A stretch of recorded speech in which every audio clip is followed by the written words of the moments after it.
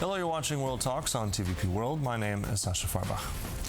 The wildfires are advancing across France and Spain with extraordinary speed, forcing mass evacuations and threatening communities near Bordeaux and central Spain. Now, firefighting aircraft, military personnel, and emergency crews are being sent from across Europe, while Poland is preparing to deploy 105 firefighters under the EU Civil Protection Mechanism.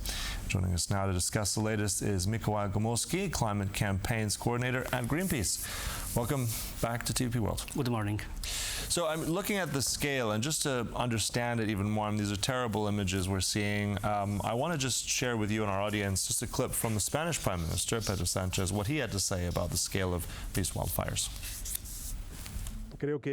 I think the scale of the disaster we are experiencing, unfortunately once again in our country, is difficult to comprehend. Yesterday we reported that 1,300 square kilometers had been affected and burned so far this year.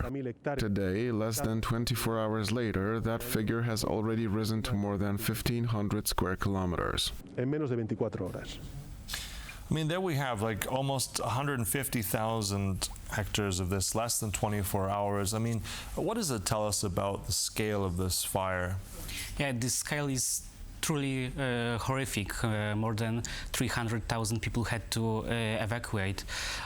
People are losing their homes, their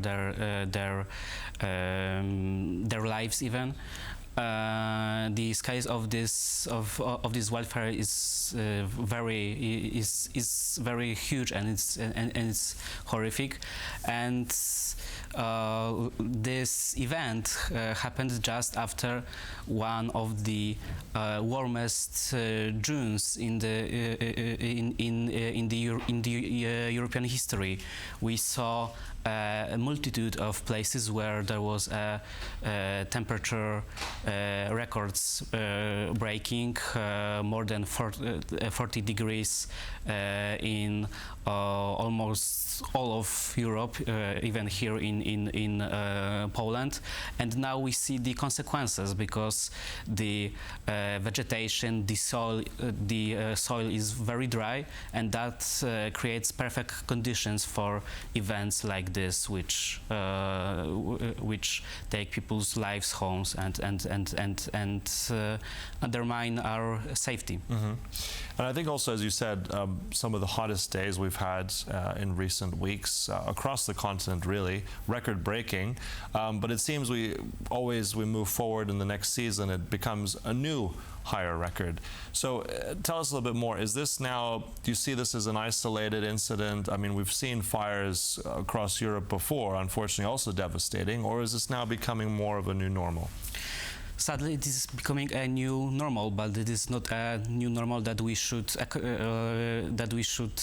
take as something normal, let's say. There is nothing normal that in Europe we have this very severe droughts, that we have these wildfires, and it is an effect of climate change. It is especially severe in Europe because among continents that people live on, which is excluding Arctic, it is the continent that is warming the fastest. Right now, the average temperature in Europe is 2.5 degrees higher than it was in the pre-industrial age. So that really shows you something. I would like to remind that scientists say that 2 degrees, this threshold of rising temperatures is the least least safe. Like it's the maximum rise in the temperature that is safe for us on the global level. But we in Europe have more than 2.5 degrees, and now we really see the effects of that. We have both torrential rains and floods on one year, and extreme droughts and wildfires on the other. nothing in that is should be normal for us. But at the same time, I mean, this is we see the pictures now there. It's smoke, it's fire, blazes moving through different parts of southwestern Europe. Bordeaux seems to be also a metropolitan area, I think over 1.3 million people. Tell us a bit of the scale, but also about the, let's say, the mechanisms that we have in place to help. I mean, we know that 150 firefighters are coming from Poland, the EU mechanism to also support countries in this state of crisis. How ready and how supportive, let's say, is the whole mechanism right now to help quell this particular disaster? So among European countries we have common policies to fight the events like that. It is called the RESC-EU, which is a special tool for European Commission to use whenever the situation is very dire and countries are in need of support. And European Commission actually used that tool right now, and they've sent firefighting aircraft. Also, there is a collaboration, as you said, on the country European level. So we have ways to fight events like this. But I think that the most important thing that we should remember about adaptation and preventing things like that is that we can be prepared better. And in order to be prepared better, we should really start to treat nature as our ally, because nature is our greatest ally in fighting the effects of climate change. Nothing prevents wildfires better than natural rivers, swamps, also all of the natural retention that really allows for this water to be accumulated, because nature is like a sponge. When you have a lot of rain and there is a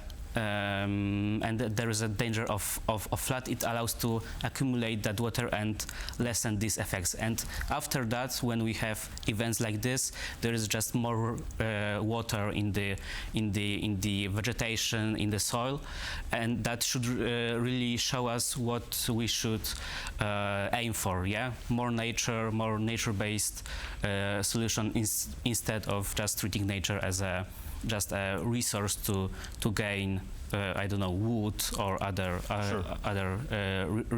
resources. At the same time, I mean, we won't solve the wider problem right now, but I think it's the immediate concern. But I think what you're talking about is certain elements of land management, as you said, you know, restoring wetlands, etc. But also, I want to just going to draw it out a little bit further. Right now, this is also peak tourist season in those countries like Spain and France. We have many people there. Also, the damage from smoke and the effect of smoke. But I mean, if people are watching right now, I mean, what's your sense of advice? I mean, there's the long term, but the immediate right now, where are you most worried with residents and tourists in the affected areas? Well, first of all, we should always listen to what authorities, local authorities and national authorities say about the situation. We should look for information about the current situation in the places like this that we plan to go for a holiday trip. And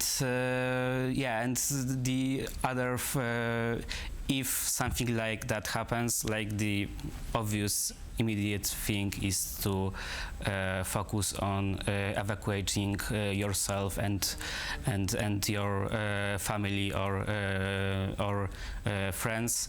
That should be the highest priority, which is obvious. And one last thing, we should also remember in the events like this that the most dangerous thing is smoke, not exactly fire but smoke, because it suffocates us. So doing things like trying to hide on the beaches near the shoreline is not the answer, because maybe fire will not get us, but the smoke is the real danger here. Yeah, and unfortunately, it does seem that this fire is still raging, but we have, as we said, immediate impact by firefighters. There's European countries helping out, but as you said already, it's a larger concern, but right now it's about safeguarding the people there. Look, thanks so much for coming. Really appreciate it. That was our guest here, Mikołaj Gumulski from Greenpeace. Thank you so much. And thank you for watching World Talks, but do stay right here on TVP World for more. Goodbye.